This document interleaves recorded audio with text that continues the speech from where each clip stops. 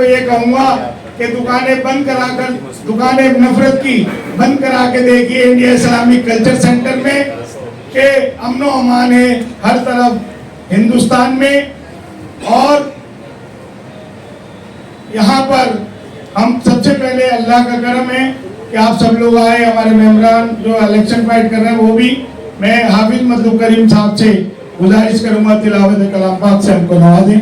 हाफिज मतलूब करीम साहब।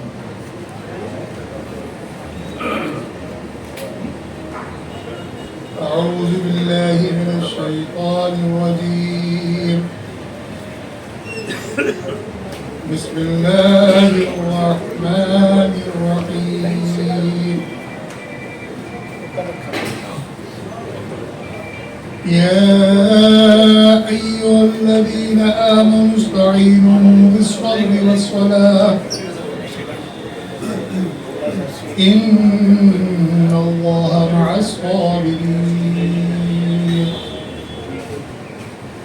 वला तक़ूलू लिमन युक़तलु फ़ी सबीलिल्लाहि अम्वात बल अह्याउन वलाकिन ला तशऊरून। वलनबलुवन्नकुम बिशैइन मिनल खौफि वल-जु'i व नक़्सिन मिनल अम्वालि वल अनफ़ुसि वथ-थमरात वबश्शिरिस साबिरीन अल्लज़ीना इज़ा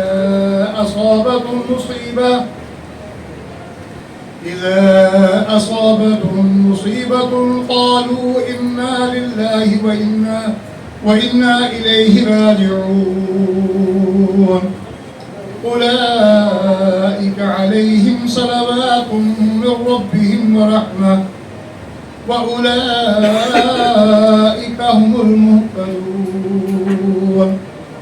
इन्नस-सफ़ा वल मरवता मिन शआइरिल्लाह फमन हज्जल बैता फ़अतमर फला जुनाह अलैहि अन यत्तव्वफ़ बिहिमा वमन ततव्वअ खैरन फ़इन्नल्लाहा शाकिरुन अलीम। सदक़ल्लाहुल अज़ीम। मेरे बड़े सरप्रस्त भाई और बहनों और इंडिया इस्लामिक कल्चर सेंटर के ऑनरेबल मेंबर्स,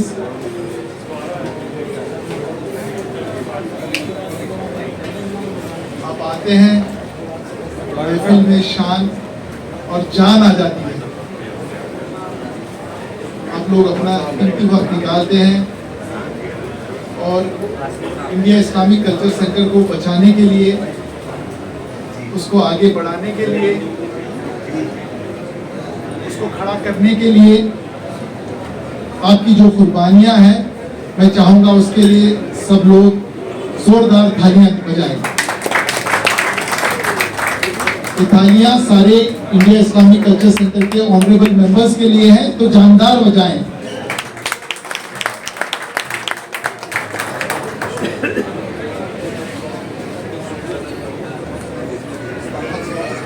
आप सब के लिए, सारे ऑनरेबल मेंबर्स के लिए ये ज़रूरी है कि आप सिराजुद्दीन कुरैशी साहब के पैनल को ही क्यों लाना चाहिए? Why only Sirajuddin Qureshi साहब's panel? Why not others?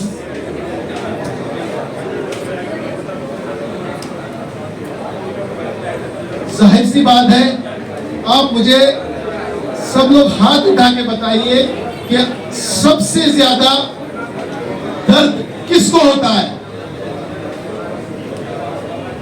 Members को होता है, उसके सदर को होता है, और सिराजुद्दीन कुरैशी साहब और जो मेंबर्स जो अपनी पूरी जिंदगी लगा दी इस सेंटर को बनाने में, बचाने में और आगे बढ़ाने में, क्या इसका हक नहीं बनता? आप देखें, जैसे मैं अभी सुन रहा था, आपके सामने बातें बड़ी तफसील से आई। एक साहब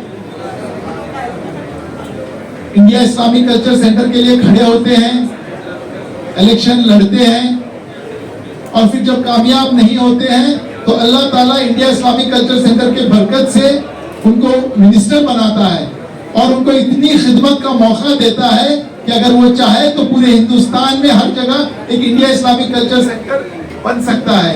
क्या उन्होंने बनाया? क्या 20 साल में क्या 20 बार वो आए? क्या अपने जेब से कभी 20 रुपया निकाल के दिया? आप बताइए, दर्द सबसे ज्यादा किसको होगा? जिस इंसान को दर्द है उसी को हमें बनाना चाहिए, क्योंकि दर्द मेंबर्स को है और सिराजुद्दीन कुरैशी साहब को है और उनकी टीम को है, क्योंकि जो माँ उसको बेटे को जन्म देती है उसी को दर्द होता है।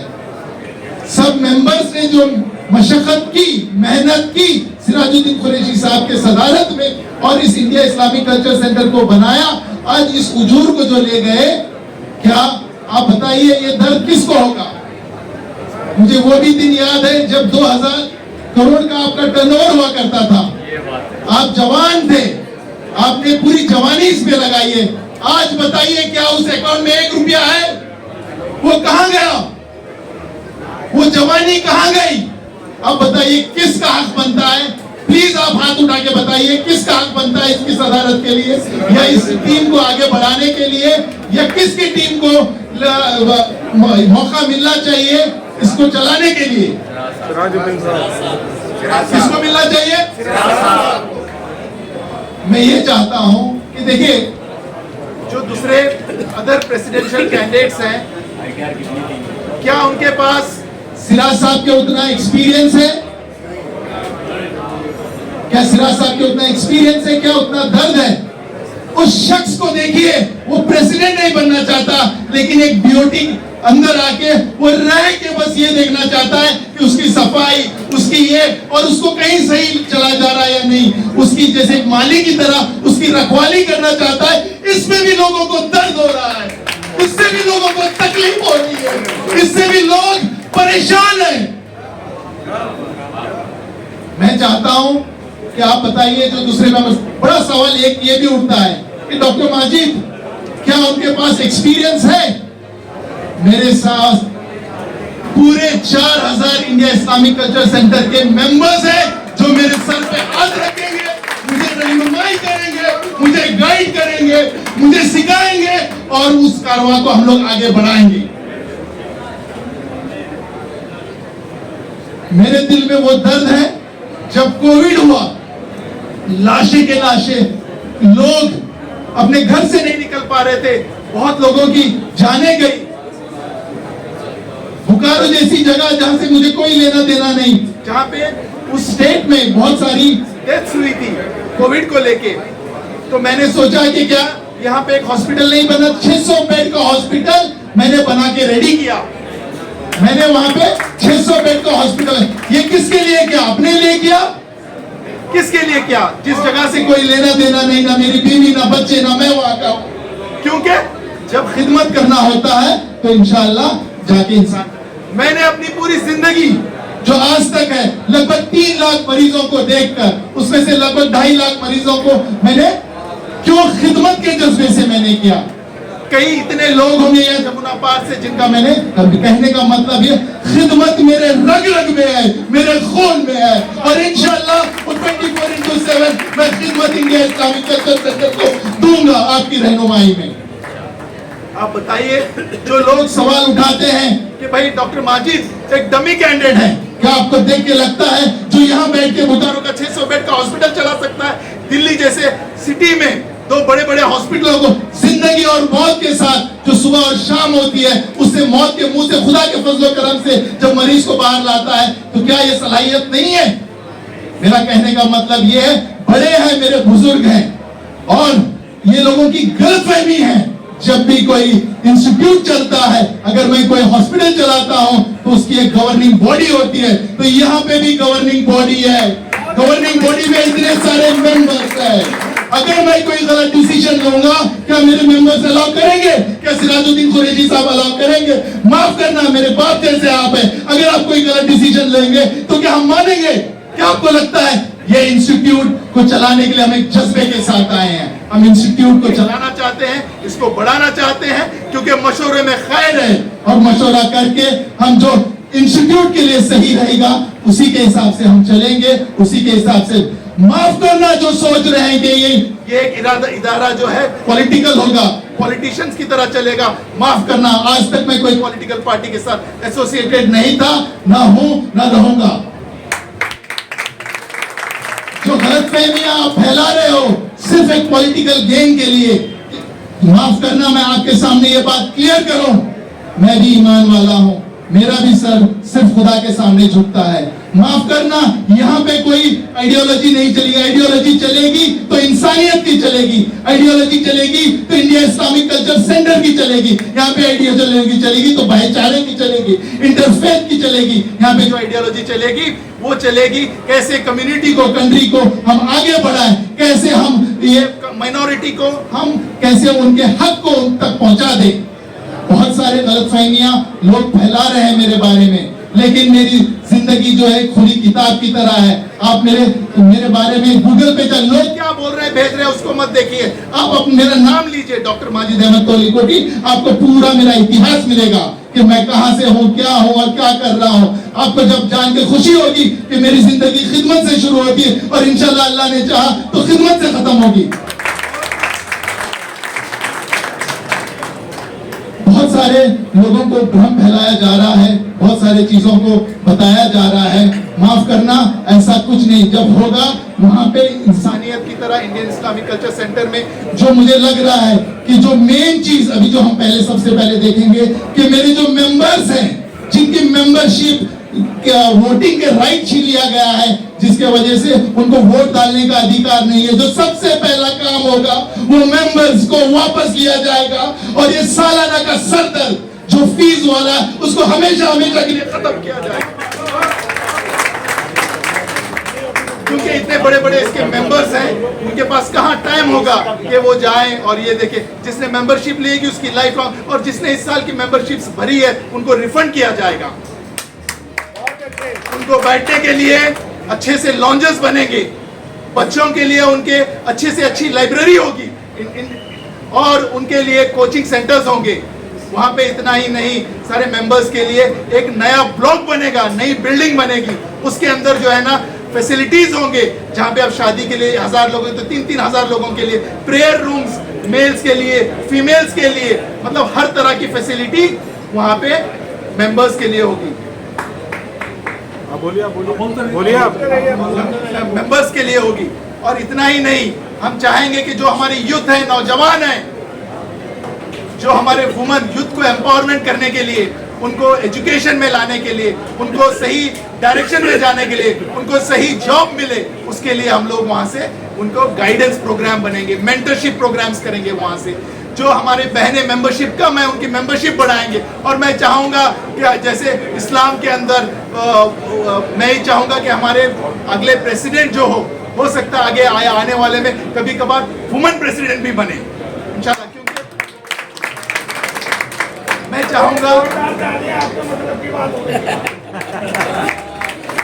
वुमेन्स को एम्पावर करने के लिए। और इतना ही नहीं, जो हमारे बुजुर्ग हैं जिनके घर के अंदर बच्चे नहीं है, बाहर दुबई में है या वाइफ नहीं है, इंशाअल्लाह उनके लिए सपोर्ट केयर रखेंगे, हम सपोर्ट प्रोग्राम चलाएंगे। क्योंकि मैं एक डॉक्टर हूं, मैं हेल्थ को जानता हूं कितना इंपॉर्टेंट है। वहां पे हम एक क्लिनिक रखेंगे जिसमें 365 डेज चलेगा, और वहां पे अगर किसी को कोई तकलीफ है तो देख के उनको सही राह पे हम लोग ले जा सके। डायलिसिस जो जानलेवा बीमारियां हैं, वो डायलिसिस के लिए कुछ उस तरह से प्रोग्राम करेंगे। और हम चाहेंगे कि कुछ टेस्ट वेस्ट वहां पे हो, हेल्थ चेकअप्स हो वहां पे, एम्बुलेंस एक हो वहां पे। और इस तरह से हम चाहेंगे धीरे धीरे, अल्लाह ने चाहा जमीन अगर मिलती है, गवर्नमेंट से फंडिंग अगर हम ला पाते हैं, तो हो सकता है इंशाल्लाह आगे चल के इंडिया इस्लामिक ग्लोबल सेंटर भी बने, और उससे जो आमदनी आई उससे मेंबर्स के और इनके भलाई के लिए हम लोग काम करते रहे। हमेशा हमें आगे का भी सोच के चलना होता है। तो इस तरह से हम लोग क्या है, बहुत सारे मेंबर्स के लिए, और जो हमारे जो दिन भर जो बहुत सारे मसले मसाइल आएंगे, जिनके साथ हमारे मसले मसाइल होंगे, हम उनके साथ बैठेंगे, उनके साथ डायलॉग करेंगे और उनसे बोलेंगे कि जो इबादत गाह है वो सेफ रहे। हम ये इस पे बात करेंगे, जो मसले मसाइल इंडिफरेंसेस आ रहे हैं, हम आपस में बैठ के हम डिस्कस करेंगे और उनको डायलॉग करके उन चीजों को जो एक राइट होता है एक माइनॉरिटी का, एक इसका सारे हिंदुस्तानी उनका राइट हम देने की कोशिश करेंगे। क्योंकि मैं बहुत ज्यादा वक्त नहीं लेना चाहूंगा, लेकिन मैं ये बात कहना चाहूंगा कि इंशाअल्लाह देखो हमारे अंदर हमारी वो हैसियत नहीं, हमारे अंदर वो हैसियत नहीं, ना हमारे अंदर वो काबिलियत नहीं, लेकिन इंशाअल्लाह अल्लाह ने चाहा, मैं चाहूंगा कि इस इदारे की हिफाजत के लिए और जिस तरह से सिराज साहब ने पूरी जिंदगी कुर्बानी दी, इंशाल्लाह हम भी इसके लिए अपनी पूरे तन मन धन के साथ आप लोगों के साथ खड़े हैं। और इंशाल्लाह आप लोगों की अगर दुआएं रही, सरपरस्ती रही, तो इंशाअल्लाह मैं इसके लिए हम लोग जो है बेहतर से बेहतर हम लोग आगे बढ़ेंगे। और इंशाअल्लाह मैं ये नहीं कहूंगा कि आप हमें वोट दो, इलेक्ट करो, मैं कहूंगा कि आप सारे मेंबर्स आप देखो कि कौन इसके लिए वो ऐसे हैं जो अपनी कुर्बानी दे सकते हैं, जान माल की, तन मन धन की। और मैं चाहूंगा कि आप जो वोट करें, इलेक्ट करें, वो इंडिया इस्लामिक कल्चर सेंटर के लिए करें, पॉलिटिकल पार्टीज को दूर रखने के लिए करें, सियासत का अड्डा ना बने उसके लिए करें। आप जो है जो लोग जो भ्रम फैला रहे हैं झूठ के लिए, आज पॉलिटिकल मोटिव के लिए लेके भ्रम फैला के बहुत सारे जो है ना ये कर रहे हैं, भाईचारा के लिए आज हमारा जो ये सेंटर जो आज एक ऑब्जर्वर चला रहा है, जो सेंटर जो हमारा अपना था, जिसके लिए हम लोग 2-2 करोड़ रुपया खर्च कर रहे हैं, वैसा सेंटर को आजाद करने के लिए, वो सेंटर हमारा सेंटर जो हमारा था, हमारा है, हमारा रहेगा, उसके लिए आप वोट करें, उसके लिए आप इलेक्ट करें और उसके लिए आप कामयाबी दें, उसके लिए दुआ करें, उसके लिए अपना हाथ हम सबके सर पे रखें। इंशाअल्लाह बहुत बहुत शुक्रिया। अस्सलाम वालेकुम।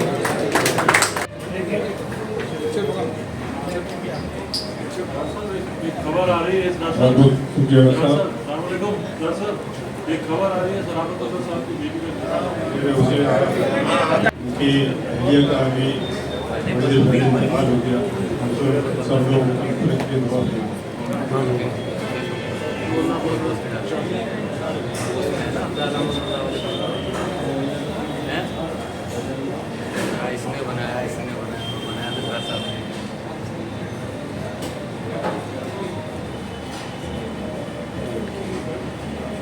जनाब सदर साहब, शेरवानी साहब जो आज की इस मजलिस के सदर हैं, स्टेज पे बैठे हुए मेरे सारे कैंडिडेट्स, खासतौर पे president candidate, vice president candidates, board of trustees के कैंडिडेट्स, एग्जीक्यूटिव कमेटी के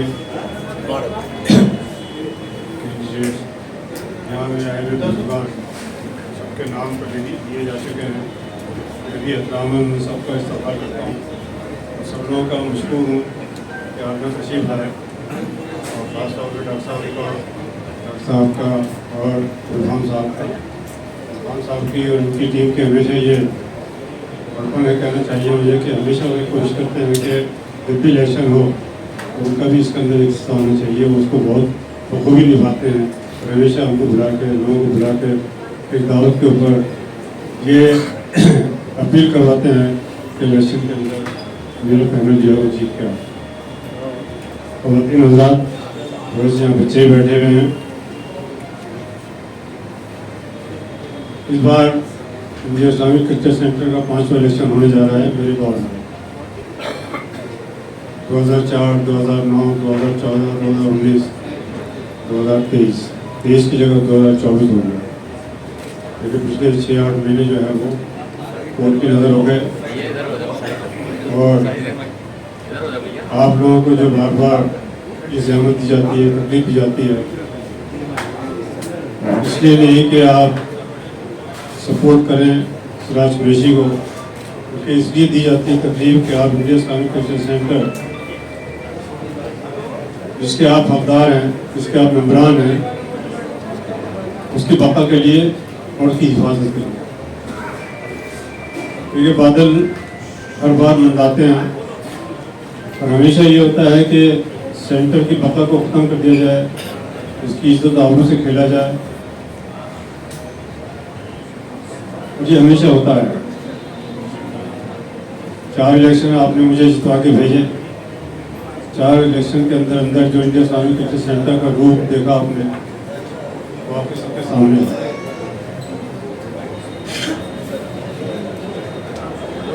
सिर्फ यही नहीं कि उसको बनाया गया, बल्कि ये भी कोशिश की गई कि उसके अंदर बेहतरीन से बेहतरीन प्रोग्राम किए जाए। और अल्लाह का शुक्र है, आप लोगों की सबकी दुआओं से इंडिया इस्लामिक कल्चर सेंटर का जो आज मुकाम है वो ग्लोबल है, वो आलमी मुकाम है, ना कि सिर्फ वो हिंदुस्तान के अंदर मशहूर है बल्कि पूरी दुनिया के अंदर मशहूर है। जिस तरह के प्रोग्राम वहाँ पे किए गए, आप उससे वाकिफ़ हैं। तो सब लोग वहाँ पे आते हैं, प्रोग्राम देखते हैं, प्रोग्राम करते हैं, प्रोग्राम करवाते हैं। कहानी बहुत लंबी है, 20 साल की बात 20 मिनट में नहीं कही जा सकती। मैं सिर्फ इतनी बातें कहना चाहूँगा आपसे कि जो मुकाबिल इलेक्शन लड़ रहे हैं उनकी पिछली हिस्ट्री देखी जाए, उनकी तारीख का मुआवजा किया जाए। कुछ ऐसे लोग भी हैं जिन्होंने सेंटर में मेंबर बने और अपनी ख्वाहिश जाहिर कर दी कि प्रेसिडेंट बन जाएं, बगैर किसी वजूद के, बगैर किसी विजन के। ऐसे लोग भी हैं जो 20 साल में साथ रहे, पिछले 1.25 साल से 1.5 साल के अंदर सेंटर को बर्बाद कर दिया। कोर्ट से इजाज़त लेके मेरी उम्र का तकाजा कोर्ट के अंदर पेश किया, तो कोर्ट से मेरे खिलाफ मुकदमा करा दिया, कोर्ट से एडमिनिस्ट्रेटिव उठा दिया। ये बातें मैं आपको इसलिए कह रहा हूँ कि आप लोग सब गौर से सुने और इस पर गौर करें। एक एक वोट आपका बहुत कीमती है। यहाँ बहुत सारे मेम्बरान बैठे हैं, बहुत सारे मेम्बरान नहीं भी हैं, लेकिन जो मेम्बरान नहीं है वो भी मेम्बरान से इस बारे में गुफ्तगू करें और मेम्बरान को इस बात के लिए कन्विंस करें कि सेंटर जो है वो आपकी अमानत है, ना कि उन लोगों की जो इलेक्शन लड़ने के लिए आते हैं उस पर कब्जा करने के लिए आते हैं। और अभी भी माहौल जो पैदा हो गया, 75 कैंडिडेट लड़ रहे हैं इलेक्शन, उसके अंदर 7 प्रेसिडेंट का इलेक्शन लड़ रहे हैं। वही सातों के सातों बीओटी में आ जाते तो ज़्यादा अच्छा था, किसी एक को प्रेसिडेंट चुन लेते, बैठ के चुन लेते। ये इलेक्शन का जो बर्डन पड़ता है ये तो नहीं पड़ता कम से कम। आजकल क्या हो रहा है कि लाखों रुपया बल्कि करोड़ रुपया जो है इलेक्शन के ऊपर खर्च हो गया होगा। हर शख्स जो है वो रेस में लगा हुआ है, तो कोई एक दावत करता है तो दूसरा दूसरी करता है, दूसरा करता है तो तीसरी दावत करता है। तो ये दावतों का सिलसिला जो है इंडिया इस्लामिक कल्चर सेंटर के इलेक्शन के अंदर इतना ज़बरदस्त हो जाता है कि खाने वाले भी तकरीबन बोर हो जाते हैं। उनको खुशी भी होती है कि चलिए हम लोग चलिए मीटिंग भी अटेंड करेंगे और ज़ियाफत का लुत्फ़ भी उठाएंगे। अगर यही पैसा बचा के इंडिया इस्लामिक कल्चर सेंटर के को डोनेट कर दिया जाता तो मेरे ख्याल से पूरे इलेक्शन के अंदर, जहाँ तक मुझे लगता है, इस इलेक्शन के अंदर 2-2.5 करोड़ रुपया जरूर खर्च हो जाएगा। इलेक्शन खत्म होते होता है, हो सकता है इससे भी ज़्यादा हो जाए। पिछले 1.25 साल के अंदर अभी जिक्र हुआ तो तकरीबन 1.25 करोड़ 1.5 करोड़ रुपया जो है इंडिया इस्लामिक कल्चर सेंटर में खर्च हो गया। मैंने और सेंटर के हमदर्दों ने मेहनत की, 8 करोड़ रुपया जो है फिक्स डिपॉजिट में छोड़ा जब मैं वहाँ से आया, तो 60 करोड़ रुपया को जो है बेदर्दी से खर्च किया जा रहा है। और हैरत ज़्यादा बात यह है कि जिन लोगों ने मुकदमे किए, पहली बात तो मेरे खिलाफ मुकदमा किया, मुकदमा खिलाफ करने का सिर्फ एक ही मकसद था कि सिराज कुरैशी अगली बार इलेक्शन न जीत पाया, इलेक्शन में इसको नहीं आने देंगे। क्या वजह थी? मैं तो कभी सेंटर को घर पर उठा के लेके नहीं गया, मैंने कभी सेंटर के साथ मजाक नहीं किया। मैंने सेंटर को उसकी कौम की अमानत समझ के उसकी हिफाजत की और यही समझ के मैंने उसको हमेशा आगे बढ़ाने की कोशिश की। और मेरा स्तर हमेशा फख्र से मैं कहता था कि हमेशा मैं तो इसका झंडा लेके खड़ा होता हूँ। इंडिया इस्लामिक कल्चर सेंटर 20 साल चलाने के बाद 19.5 साल कह लीजिएगा, कभी किसी ने उंगली नहीं उठाई। उसकी तारीफ के अलावा मैंने किसी से एक लफ्ज़ नहीं सुना, लेकिन उन लोगों ने इसको आके पामाल कर दिया। 19.5 साल की हुई मेहनत इन्होंने जीरो कर दी। मैं समझता था शायद मुझे इज्जत देंगे, मुझे दोबारा कहेंगे कि आपको इलेक्शन लड़ना है, हम आपके साथ हैं, लेकिन अपने मतलब के लिए, अपनी हवस के लिए उन लोगों ने सेंटर को दांव पे लगा दिया। भूल गए सब, मेरे साथ 20 साल जीत के आए, हम सेंटर को कहाँ ले जा रहे हैं। इसलिए क्योंकि उनका सेंटर से कोई मतलब नहीं था, ना लगाव था। वो सिराजुद्दीन कुरैशी था और आपकी उसके अंदर सपोर्ट थी, जिसकी वजह से सेंटर खड़ा रह गया, बच गया। और अगर ये हाल रहा सेंटर का, मैं ये नहीं कहता कि हाँ मैं या मेरी टीम जीत के आएगी तो सेंटर जो है वो शायद और ऊँची मकाम में हो जाएगा, हो सकता है और लोग भी उसका कुछ फ़ायदा करें, लेकिन मैं 20 साल से लोगों को आजमाता हूँ। 20 साल से मैंने लोगों को अच्छी तरह से देखा है, परखा है, आजमाया है। इनके अंदर से किसी एक आदमी के अंदर भी दम नहीं है कि सेंटर को एक पैसा दे दे या एक ही लगा दे या उसकी प्रोग्रेस और उसकी डेवलपमेंट के लिए काम करे। कोई नहीं करने वाला है। बड़े बड़े रुस्तम आ गए, बड़े बड़े मिनिस्टर्स आ गए, बड़े बड़े सियासतदान आ गए, बड़े बड़े पढ़े लिखे आ गए, बड़े बड़े ऑफिसर्स आ गए। इन सब का किरदार मुझे मालूम है। मैं किसी की यहाँ पे माफ कीजिएगा बुराई नहीं करना चाहता, लेकिन हकीकत यही है। मैं सेंटर का हर उस आदमी को मालिक समझता हूँ जो उससे जुड़ा हुआ है। आपकी कौम की अमानत है वो, आप लोगों की बेपनाह मेहनत की कमाई उस पर लगी हुई है। जिसने एक पैसा भी सेंटर को दिया, 1 रुपये भी सेंटर को दिया है, वो पूरा उसका हकदार है, मालिकाना हकदार है उसका। आप सेंटर को नहीं चाहोगे कि सेंटर पूरा बर्बाद हो जाए, और ये अगर दूसरों के हाथों में चला गया तो इस सेंटर की ईंट से ईंट बिक जाएगी। कोई इसका रेस्टोरेंट उठा के ले जाएगा, कोई इसकी लाइब्रेरी उठा के ले जाएगा, कोई इसके कमरे उठा के ले जाएगा। हर आदमी जो है वो इस नज़रिए से वहाँ पे आ रहा है कि उसको उससे फ़ायदा उठाया जाए, चाहे वो सियासी हो, चाहे वो समाजी हो, चाहे वो तिजारती हो। इस मकसद से जो है लोग सेंटर के इलेक्शन के अंदर आ रहे हैं, और मैं आप लोगों की खातिर लड़ रहा हूँ।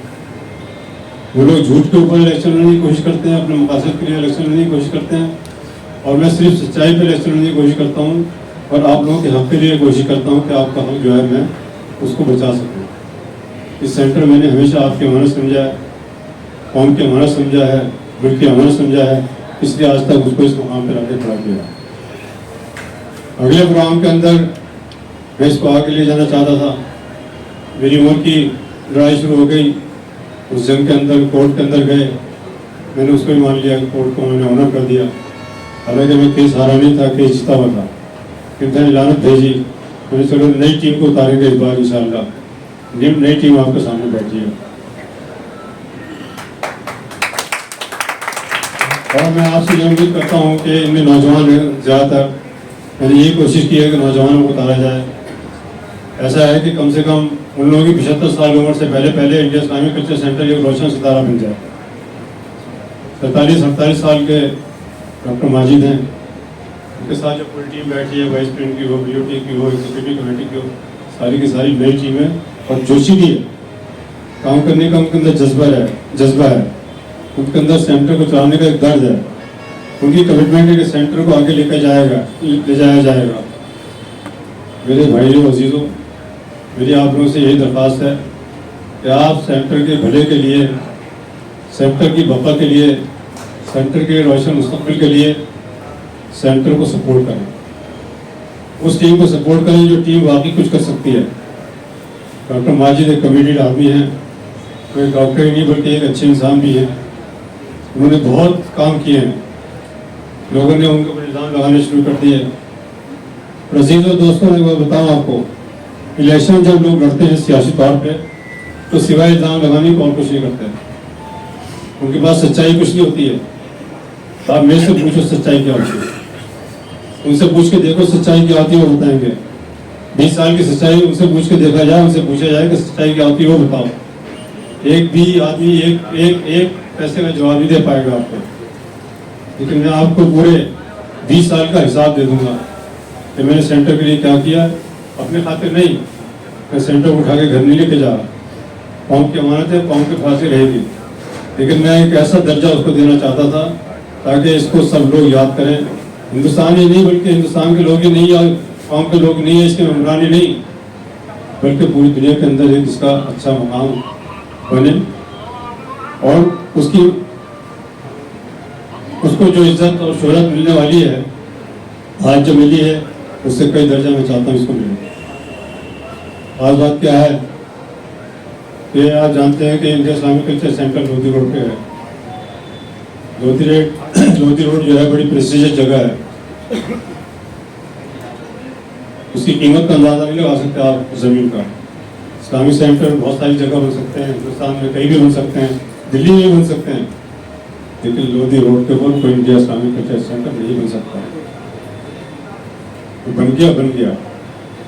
मैं अपने उन बुजुर्गों की तारीफ करता हूँ, उन फाउंडर मेंबर्स की तारीफ करता हूँ जिन्होंने उसकी उस वक्त की मिसेज इंदिरा गांधी जो हमारी वज़ीर आज़म थी उनसे अपनी बात मनवा ली और ये जगह हासिल कर ली। और यही नहीं कि उस वक्त की सरकारों ने उसको इज्जत बख्शी, आज की सरकार भी इंडिया इस्लामिक कल्चर सेंटर को बहुत बेहतर नज़र से देखती है।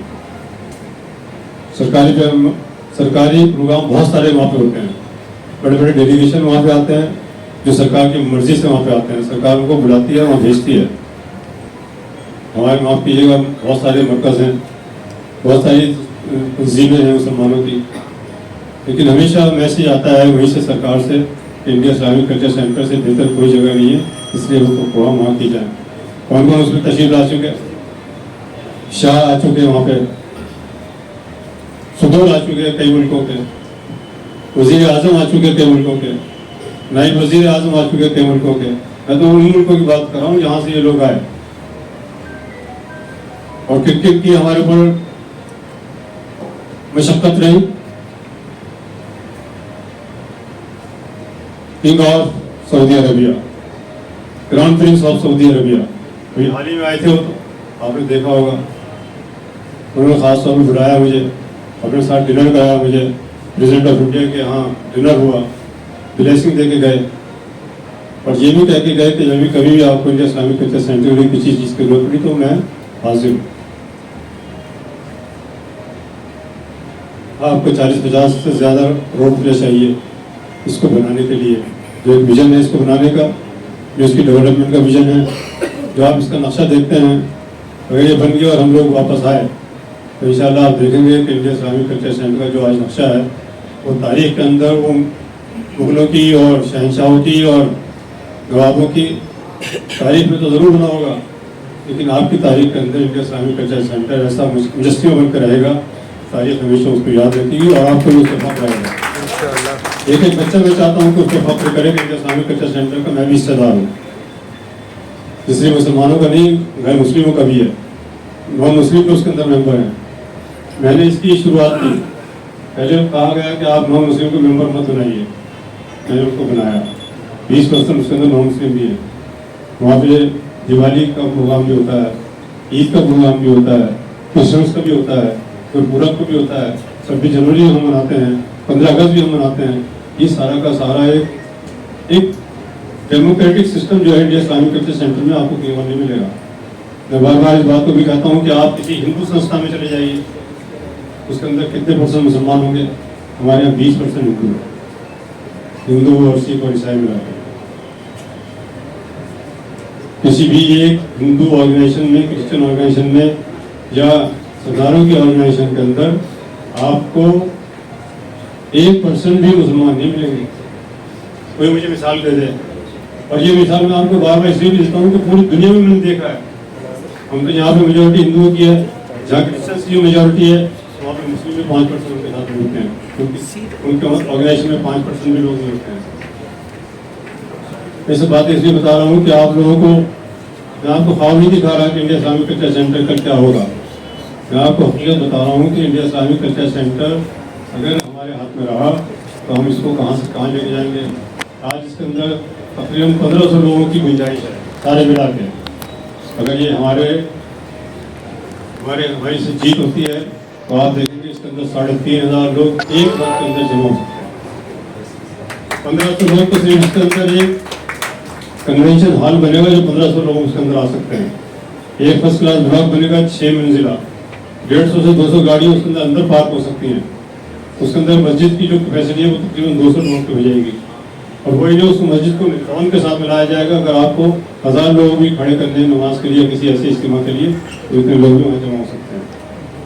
आप सबको याद होगा उसके साथ जो तशरीफ फरमा है, जब हज़रत इमाम मुक्का तशरीफ लाए थे तो सड़कें जो है सारी की सारी भर गई थी। हमें मुश्किल हो गया था कंट्रोल करना। पुलिस ने लाठी चार्ज की, बड़ी मुश्किल से उनको हम लोग निकाल के लेके गए। इस तरह के मौके आते हैं। बहुत सारे मुल्कों के मुफ्ती आज़म आ चुके हैं। हमारे यहाँ कुरान वर्कशॉप होती है, उसके अंदर हमारे बच्चे कुरान वर्कशॉप के अंदर हजरत हम जो तालीम देते हैं आपने देखा है, उसके अंदर हम बच्चों को लाते हैं जो उर्दू भी नहीं पढ़े हुए होते और हम उनको कुरान शरीफ की तालीम देते हैं। और जब उनका कोर्स पूरा होता है तो कुरान शरीफ जो है वो सीख के जाते हैं।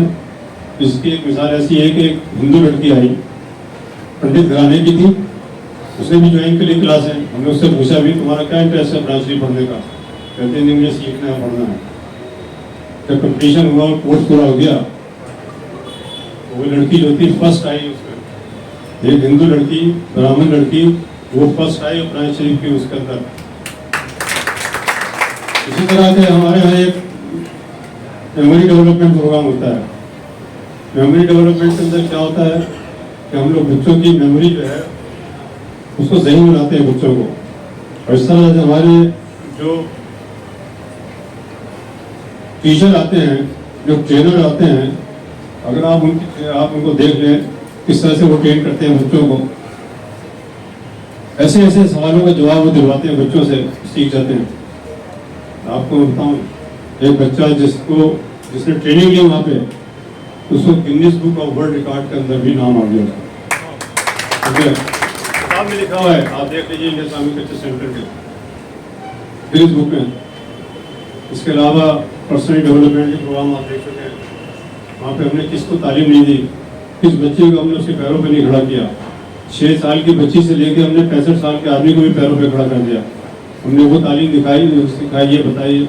मुनव्वर जमा साहब जो हैदराबाद के बहुत ही मशहूर, उन्होंने अपना कैरियर शुरू किया था इंडियन इस्लामिक कल्चर सेंटर से, और 12 साल तक इंडियन इस्लामिक कल्चर सेंटर के अंदर वो पढ़ाते रहे। और ऐसे ऐसे गरीब बच्चों को ट्रेनिंग दी। आज वो इंटरनेशनल फिगर बन गए। पूरी दुनिया के अंदर आज उनका डंका बजता है। एक बार बच्चे को ट्रेनिंग दे दें तो बच्चा अपने पैरों पे खड़ा हो जाता है। हमने उन बच्चों को पैरों पे खड़ा किया। इतनी ट्रेनिंग दी हमने बच्चों को। हम वो तालीम नहीं कराते स्कूल और कॉलेज की, हम वो तालीम देते हैं बच्चों को ताकि बच्चे अपने पैरों पर खड़े होकर रोजी रोटी से जुड़ सकें, अच्छी नौकरी से जुड़ सकें। नौकरियों का मेला लगाते हैं हम लोग, बड़ी बड़ी कंपनियों को वहाँ बुलाते हैं, बच्चों को वहाँ पे उनके इंटरव्यू करा के उनके वहीं के वहीं अपॉइंटमेंट लेटर दिलवाते हैं। ये हम लोगों ने काम किया 15-20 साल के अंदर। पिछले 5 साल बर्बाद हुए। एक साहब मैंने उनको इलेक्शन लड़वाया, सिक्योरिटी बना दिया। उन्होंने ख्वाब देखना शुरू कर दिया कि मुझे प्रेसिडेंट बनना है। पहले दिन से ये तो भूल गए कि इंडियन इस्लामिक कल्चर सेंटर के अंदर उनको क्या काम करना है। उन्होंने अपना पूरे 5 साल इसी में लगे रहे। बहुत सारे ग्रुप खोल लिए और हमने उनको निकाला। मैंने नहीं निकाला, बल्कि बोर्ड के अंदर तय किया कि ये आदमी जो है इससे आगे बढ़ रहा है, इसको निकाला जाए। बदतमीजी, गालियाँ बकना, ये करना, सब कुछ को निकाला गया।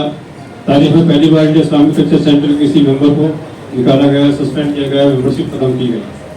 आज वो भी इलेक्शन लड़ रहे हो प्रेसिडेंट का। शुक्र यह है कि प्रेसिडेंट का इलेक्शन नहीं लड़े हो। उनको मालूम था प्रेसिडेंट का इलेक्शन में लड़ूंगा तो बुरी तरह मात खाऊंगा। और उनको जो है इन्हीं वो 8 लोगों ने जो मेरे साथ थे, जो मेरे मुखालिफ होकर कोर्ट में चले गए, उन्होंने उसको दोबारा मेंबरशिप वापस दे दी। तो कानून नहीं, कुछ नहीं, लीगल तौर पर उनको दोबारा मेंबरशिप दे दी। जब वक्त आएगा तो इंशाल्लाह देखेंगे।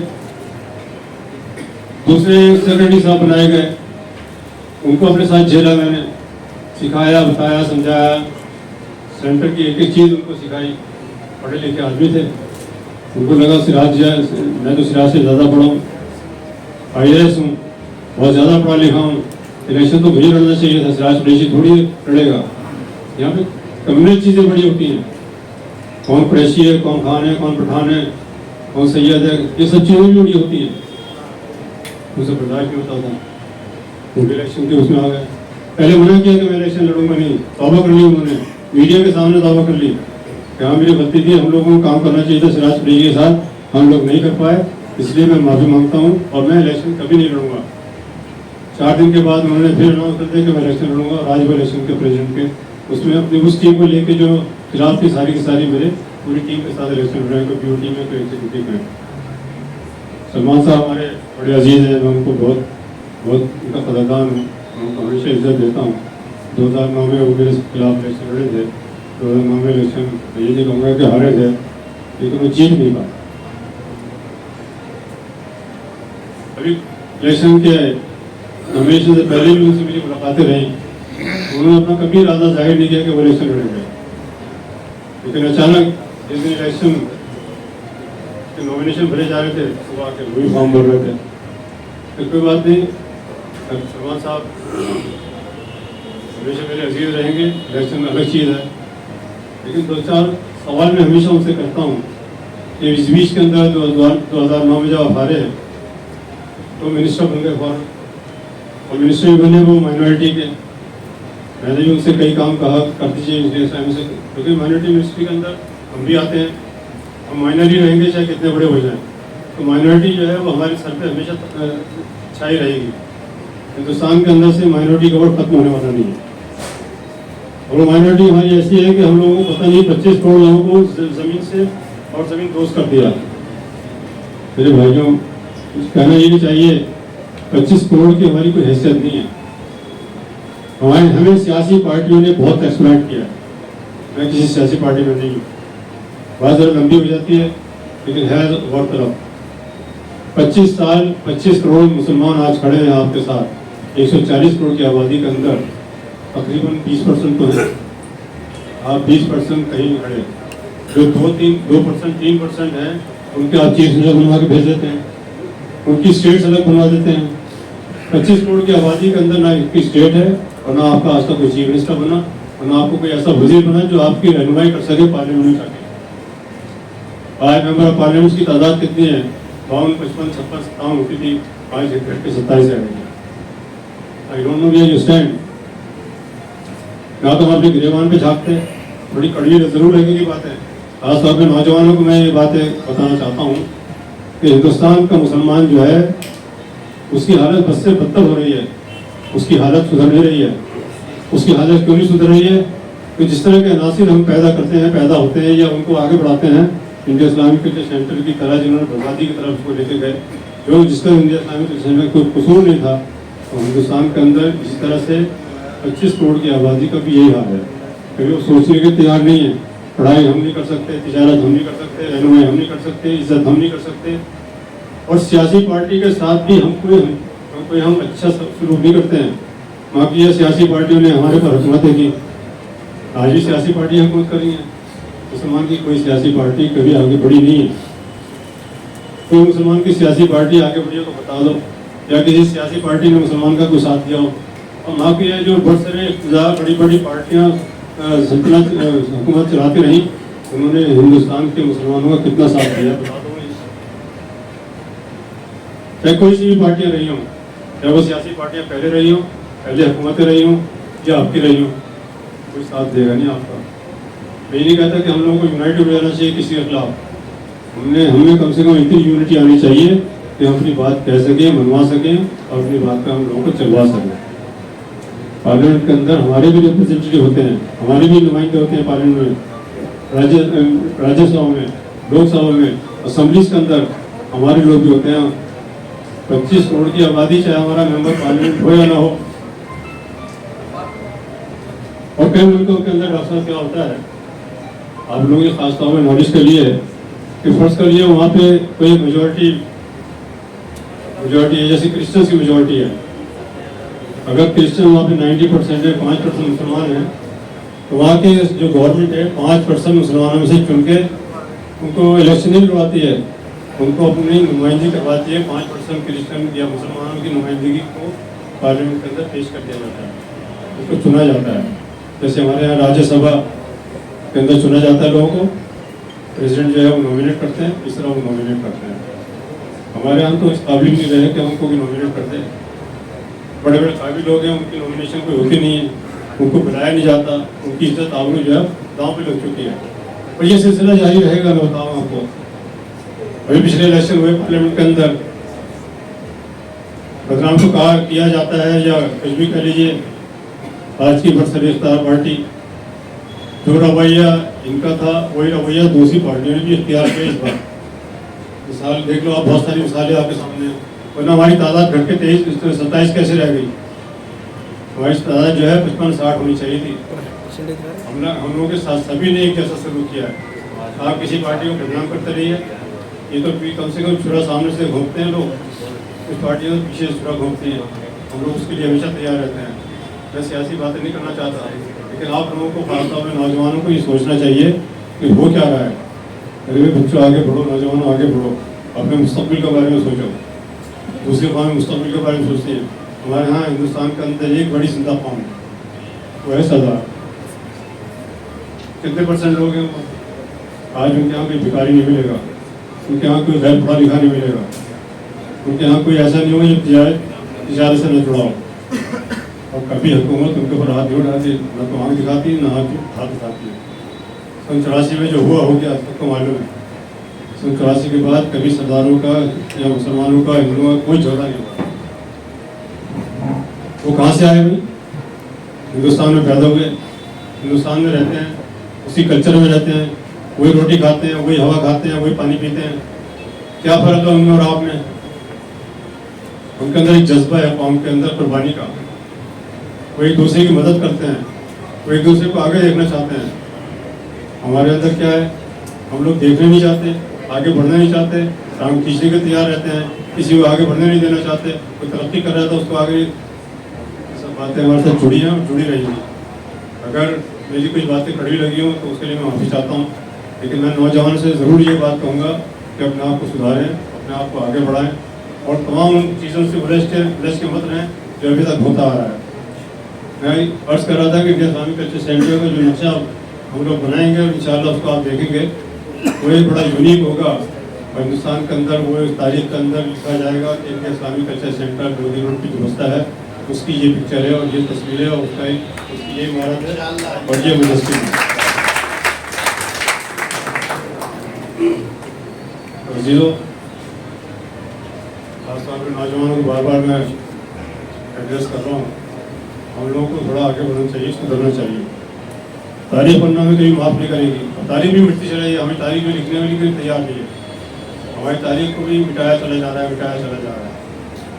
मुसलमान कहाँ खड़ा है मैं उसकी बात नहीं कर रहा, मुसलमान कहाँ खड़ा है उसकी जिम्मेदारी हमारी है। हम सिवाय इसके कटोरे लेकर खड़े रहे, झोली फैलाते रहे, इसके अलावा हमने कुछ किया नहीं। क्योंकि ये मैं 75 साल की मेरी उम्र हो गई, लेकिन 20-25 साल का मैं जब था, जब से मैं देखता रहा हूँ कि सियासी माहौल क्या रहा है। वो आज जैसे अब से 50 साल पहले था तो वैसा माहौल अभी भी वैसा है, इसमें कोई तब्दीली ज़्यादा आई नहीं। अगर अपने आप को नहीं बदलेंगे और हम लोगों का अंदर जोश नहीं आएगा, होश नहीं आएगा, तो मैं नहीं समझता कि हम लोग कहीं आगे बढ़ सकते हैं। अब ये पार्लियामेंट का इलेक्शन हो तो कोशिश करो कि 100 मेंबर आपके जाने चाहिए, और 100 मेंबर जाना तो मुश्किल नहीं है अगर हम लोग मेहनत करें, सब लोग मिलते हैं।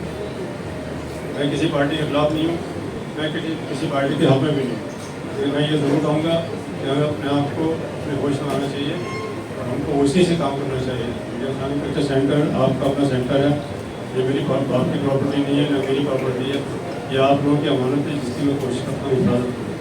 आपका फर्ज बनता है कि हमारे हाथ मजबूत करो, पूरी टीम को जिता के भेजो, ताकि इंडिया इस्लामिक कल्चर सेंटर जो है हमेशा आपका बहुत बहुत शुक्रिया। सबसे पहले तो मैं यहाँ पर आए हुए हमारे अपने सभी मेंबर और सभी साथियों का शुक्रिया अदा करना चाहता हूँ कि उन्होंने अपना कीमती समय निकाल कर सिराजुद्दीन पैनल का जो समर्थन करने आए हैं उनके लिए सबको दिल से हार्दिक शुक्रिया। साथ में जिस तरीके से अभी डॉक्टर साहब ने काफी कुछ कहा है, बस मैं इतना ही कहना चाहूँगा कि मैं बहुत छोटा सा था जब मैं कई बार अपने जीजा जी के साथ और कुछ लोगों के साथ इस्लामिक कल्चर सेंटर जाया करते थे, तो उस टाइम वो एक जंगल की शक्ल में था और जब वहाँ हम लोगों ने देखा था तो वो ये हुआ करता था, एक कन्नात लग गई है और 4-5 वहाँ पर पहले सबसे पहले तो वो लंबी लंबी घासें वहाँ लगी रहती थी तो वो जो तलवार होती थी घास काटने की, तो 2-3 दिन पहले उसकी घासें काट दी जाती थी और उसके बाद वहां पे 5-7 देगे रखी और लोग डायरेक्ट ही अपनी प्लेटें लेकर उसमें से निकाल कर खाया करते थे। वो चीज भी देखा ही है हमने। और आज के टाइम में जो इस्लामिक कल्चर सेंटर की शक्ल है वो आप सब लोगों के सामने है और वो सब सिर्फ सिराज भाई का तुफैल है कि उन्होंने रातों दिन मेहनत करके इसको आज शक्ल दी, जिसके आज बहुत सारे जो है दावेदार बन रहे हैं। और बड़े दुख और अफसोस की बात है कि भाई इस तरह के दावेदार जो हैं पहले कुछ करते और उसके बाद इसका दावा करते तो कुछ समझ में आता। मैं ज्यादा कुछ न कहते हुए बस मैं यही कहना चाहूंगा कि जिन लोगों ने इसके लिए कुछ किया है और इसके लिए काम किया है, अपनी जिंदगी का एक हिस्सा इसमें लगाया है और टाइम दिया है, तो आप लोगों से यही गुजारिश है कि उन सब तमाम बातों को सामने रखते हुए आप अपने मत का, अपने हक का सही इस्तेमाल करें। शुक्रिया। जनाब सिराज कुरैशी साहब, most respectable doctor Majid Ahmed Talkoti साहब, जनाब कलीमुल हफीज साहब और यहाँ पर हमारे पैनल के सभी मेंबरान और इसके अलावा जितने भी सामने बैठे हुए मुअज़्ज़िज़ मेहमान हैं, मैं किसका किसका नाम लूँ, सारे के सारे मुझे एक नगीने की तरह दिख रहे हैं। दोस्तों, जर्मन का एक बड़ा फिलोसफर गुजरा है जिसने कहा था कि great obligation makes one revengeful and not thankful. इसका मतलब ये हुआ कि जब हम कोई अच्छा काम करते हैं, किसी की भलाई करते हैं, कोई इंस्टीट्यूशन बनाते हैं, किसी इंसान की मदद करते हैं, तो उसके बदले में भलाई की जगह पर हमें अजियतों का सामना करना पड़ता है और यही सिराजुद्दीन कुरैशी साहब के साथ हुआ। मैंने सिराज कुरैशी साहब को उस जमाने में देखा, 20 साल पहले, 25 साल पहले। मैं जर्नलिस्ट हूं, उस जमाने में वॉइस ऑफ अमेरिका के लिए काम करता था।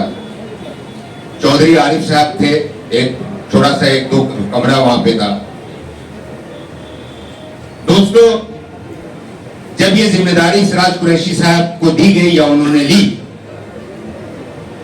तो उन्होंने सबसे पहले अपनी पॉकेट से, क्योंकि सेंटर के खजाने में 1 रुपया भी नहीं था, सिराज कुरैशी साहब ने अपनी तरफ से 51 लाख रुपया, जो आज आप समझ सकते हैं कि कितने करोड़ों में होगा, वो अपनी पॉकेट से दिया था। इसके अलावा 51 लाख में बिल्डिंग नहीं बन सकती थी। सिराज कुरैशी साहब ने रुजू किया बैंक से, बैंक वालों ने ये कहा कि भाई जमानत कौन देगा, सब लोग पीछे हट गए, सब पीछे चले गए। सिराज कुरैशी साहब ने कहा कि अगर मैं अकेला जमानत दे सकता हूं तो मैं अपनी पूरी प्रॉपर्टी पर की जमानत पर लोन लेकर इस बिल्डिंग को बनाने के लिए तैयार हूं। और इन्होंने बैंक से लोन लिया और एक खंडर को एक अजीमुशान बिल्डिंग की शक्ल में तब्दील कर दिया। मैं बहुत ज्यादा नहीं बोलूंगा क्योंकि बोलने वाले बहुत लोग हैं। डॉक्टर माजिद अली तालकोटी इस वक्त यहाँ पे मौजूद हैं, मैं उनके बारे में बता दूं। मैं 20 साल से, वो हमारे दोस्त हैं। वो अपने बारे में बहुत सारी ऐसी बातें हैं जो नहीं बताएंगे, नहीं बताते हैं और नहीं बताएंगे, वो मैं बताना चाहता हूं। दोस्तों, 15 साल पुरानी बात है, मैं एक बार एक गरीब मरीज को लेकर इनके पास पहुंचा। मैंने पर्चा बनवाया। डॉक्टर माजिद ने मेरी तरफ यूं देखा, पर्चा देखा, उस गरीब इंसान को देखा, उस पर्चे को लेकर काउंटर पर गए। उन्होंने कहा कि इस इंसान का पैसा तुरंत वापस करो। और उसके बाद उस इंसान का इन्होंने न सिर्फ ये कि उसको देखा, बल्कि उसका पूरा ट्रीटमेंट उन्होंने फ्री में किया। और मेरे प्यारे दोस्तों, मैं आपको बता दूं कि ये सिर्फ एक मिसाल नहीं है, हजारों मिसालें ऐसी हैं जो मैंने अपनी आंखों से देखी हैं। मैं आपको बता चुका हूं कि मैं इनको 20 साल से जानता हूं। 20 साल से हम लोग एक साथ हैं, करीब दोस्त हैं। और इन्होंने न जाने कितने गरीबों का मुफ्त इलाज किया है और मुफ्त ऑपरेशन किया है। दोस्तों डॉक्टर बहुत होते हैं, बहुत बड़े डॉक्टर भी बहुत होते हैं, लेकिन हर डॉक्टर इंसान नहीं होता अच्छा। ये जरूरी नहीं कि हर डॉक्टर अच्छा इंसान भी हो। दोस्तों मैं आपको बताऊं कि मैंने डॉक्टर माजिद के अंदर छुपा हुआ एक ऐसा माजिद देखा है जिसके सीने में खूबसूरत दिल है, जिसका दिल धड़कता है गरीबों के लिए, मुफलिसों के लिए, जिसके अंदर अपनी कौम के लिए जज्बा है, जो अपनी कौम के लिए कुछ करना चाहता है, जिसके अंदर तड़प है। और यही वो तड़प है जो डॉक्टर माजिद अहमद तालकोटी को इंडिया इस्लामिक कल्चर सेंटर की तरफ ले गया। उनको पैसे की जरूरत नहीं है और कौम की खिदमत करना चाहते हैं। दोस्तों अभी वो मुझसे जिक्र कर रहे थे कि डॉक्टर वारिस कुरान की तो पहली आयत में लिखा हुआ है तरफ कि पढ़ो, तो हम क्यों नहीं पढ़ रहे हैं? हमारे बच्चे क्यों नहीं पढ़ रहे हैं? अगर हमें मौका मिला, अगर हमें अपॉर्चुनिटी मिली, तो इंशाअल्लाह ताला मैं इंडिया इस्लामिक कल्चर सेंटर के जरिए मुस्लिम बच्चों को पढ़ाने का काम करूंगा। दोस्तों ये बड़ी बातें हैं। ऐसी शख्सियतें कम पैदा होती हैं और यही वो शख्सियतें होती हैं जिनका नाम इतिहास में दर्ज होता है। आज मैं यहां से इस मंच से सवाल करना चाहता हूं अबरार अहमद से, हमारे सवाल का जवाब दें कि वो क्यों इंडिया इस्लामिक कल्चर सेंटर के ऊपर केस किया था। उन्होंने क्यों, क्या वजह थी, वो सॉलिड रीजन क्या था जिसकी वजह से उन्होंने इस्लामिक सेंटर को कोर्ट में घसीटा और सिराज कुरैशी साहब जैसी शख्सियत को, जिन्होंने इस्लामिक सेंटर को खड़ा किया था, उन पर केस किया। क्या रीजन था? सिर्फ ये रीजन था, ये गुनाह था कि सिराज कुरैशी साहब एमओए के दस्तूर के मुताबिक स्पेशल जनरल बॉडी मीटिंग बुलाना चाहते थे। बताइए क्या वो कसूर था, क्या वो गुनाह था, क्या वो रीजन इस बात के लिए काफी था कि कोर्ट में जाया जाए? क्या वो रीजन इस बात के लिए काफी था कि इंडिया इस्लामिक कल्चर सेंटर में बाहर से ऑब्जर्वर लाके बैठा लिया जाए और सेंटर का करोड़ों रुपया जाया कर दिया जाए? क्या ये रीजन था?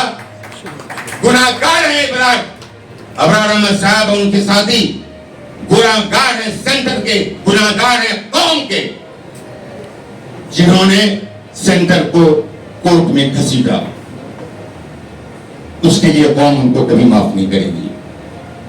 मैं पूछना चाहता हूं सलमान खुर्शीद साहब से कि जब तपती हुई धूप में सिराज कुरैशी साहब खड़े होकर, बरसात का पानी झेलकर, बर्फीली हवा को झेलकर, रातों को वहीं पर सोकर जब बिल्डिंग की तामीर कर रहे थे, कहां थे वो?